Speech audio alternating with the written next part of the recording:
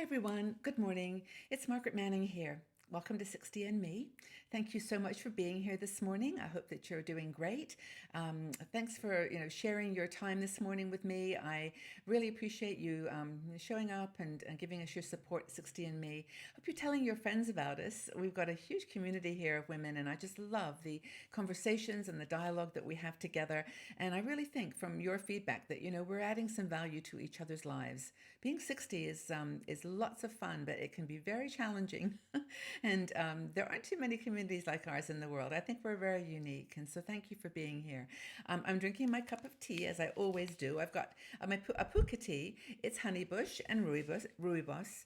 As you know, I try to mix up caffeine and non-caffeine teas. This is a non-caffeine and very good for you. It's comes from South Africa. It's a lovely tea. It's very dark and very strong, but I love it. So rooibos and honeybush. So maybe you've got a fancy or a favorite tea that you like, and I'd love to know because I love to try new teas. I'm sort of running out of ideas here, so give me some of your thoughts. What are good teas you love? I've got so many varieties of my own, but I know there's so many. And there's hardly a tea in the world, it seems, that doesn't have some goodness. So anyway, my tea of choice today, rooibos. Now, I wanted to talk to you today about one of my favorite topics, which is travel. As you know, I love to travel. I've been around lots of beautiful places in this world.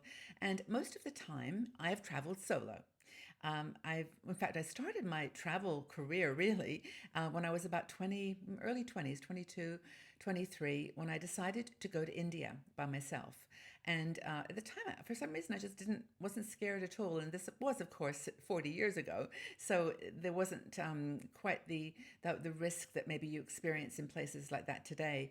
It was a very growing country, and it welcomed travelers. So I went there by myself, and from that point forward, I really traveled solo. I've been really around the world, and when I was married, I traveled with quite a bit with my husband. But my preference when I was able to travel to those places I loved was to go by myself. Now, as I've gotten older, though, I've found that I really do love a combination, and I'd like to talk to you about that today, about where there's so many companies now that are doing group travel that gives you the security and the sort of structure of a group, but at the same time, they actually give you a lot of freedom and independence. And I just wanted to share with you my own personal experience with Road Scholar, and then also give you some other ideas that might inspire you too. So I started my venture with Road Scholar when they offered me to attend one of their programs in Prague, and it was one of the series that they offer called Independent Tours, and they have them in cities all over Europe, and I believe in Montreal, in Canada, maybe a couple of others. They're all in the article. You can read these. But anyway, the idea is that well, I got there. I went on the train by myself, as I always do, solo. But I arrived in Prague, went to the hotel where we were given instructions to meet, and there were like 12 people just like me. Well, number one, who were traveling, and most of them solo. There was a couple of couples, and there was one lady with her daughter, who she was 80. Penny was 80, but she was fantastic. But there were a group of people. There were two guys, and the rest were women. So it was a mixed group.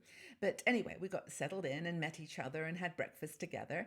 And the way that and then from then on, basically, I made some friends. I had new friends for the whole trip, and it was the benefit of doing solo travel, but with a group. So I'll explain how that worked for Road Scholar, and every group has a little different approach. So with Road Scholar, in these independent programs, and they've got like hundreds of other programs too. This is just happens to be the independent program that they have a series of. So anyway, in the morning you go to a meeting place after breakfast, and there would be an expert, for a Road Scholar expert, who would talk about where we were. In the case of Prague, it was, the history of the place, the cultural transformation after the revolution, the art, the music. I mean, it's an incredible city, just on its own.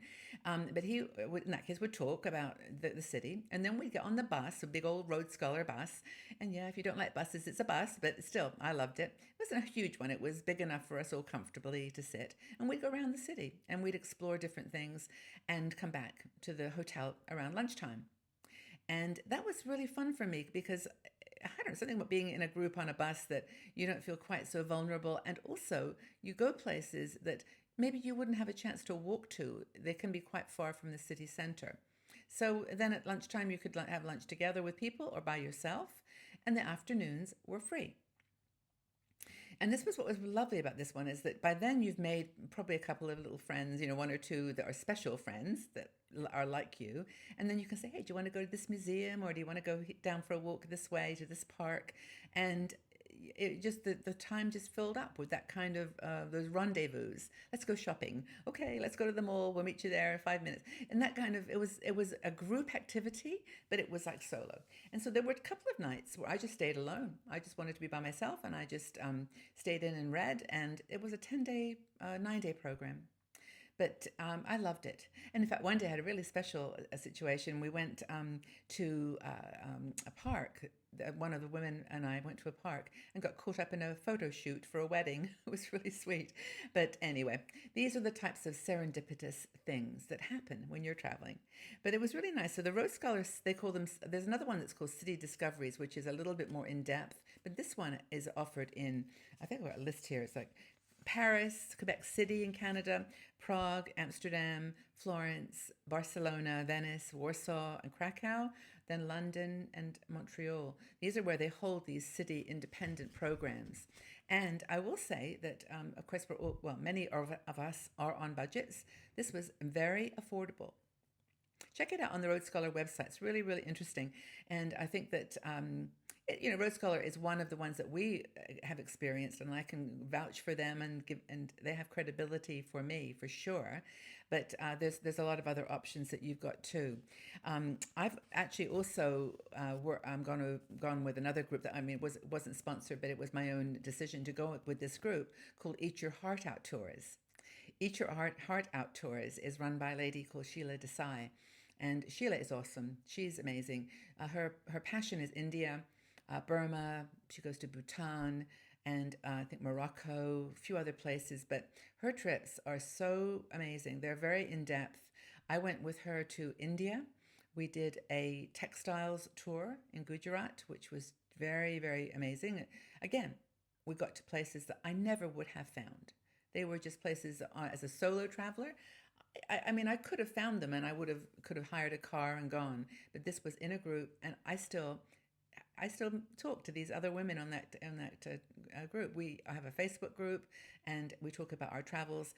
A lot have gone back with other tours. I went back again with Sheila to Burma last year, and again, places I never would have gone alone. Long drives into the province, Chin province, where there's really hardly any tourists there at all. But she found a way to get us in.